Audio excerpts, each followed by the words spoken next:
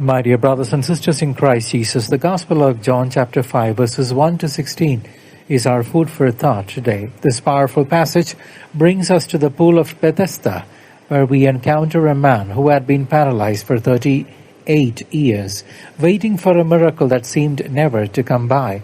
Jesus looks past the crowds to find this solitary soul, and he asks a piercing question: "Do you want to be healed?"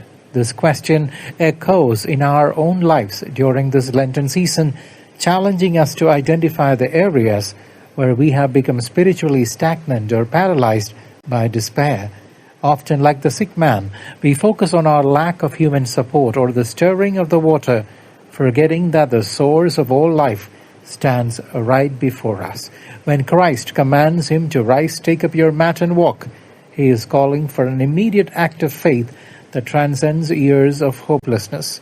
We are reminded today that spiritual healing begins the very moment we stop making excuses and start listening to the divine voice. Our Lenten journey is an invitation to leave behind the mats of our past sins and weaknesses that have held us captive for so long. By focusing on the person of Jesus rather than our limitations, we find the strength to stand tall once again. This encounter, my dear brothers and sisters, teaches us that no duration of suffering is too long for the mercy of God to intervene and restore.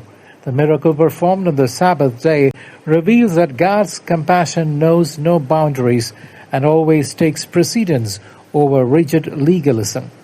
When Jesus later finds the healed man in the temple, he offers a crucial spiritual mandate: sin no more, that nothing worse may happen to you. This instruction shifts our focus from physical restoration to the vital necessity of preserving the health of the soul. We are cautioned, my dear brothers and sisters, that while bodily ailments are heavy burdens, the paralysis caused by persistent sin is a far greater threat to our eternal salvation. The hostility of those who question the miracle reminds you and I that a heart hardened by pride can often miss the presence of God even when it is working wonders. As followers of Christ, we must ensure that our religious practices never become a barrier to recognizing and sharing His transformative love. We are called to be witnesses of the light, just as the man eventually testified to the power of the one who made him whole.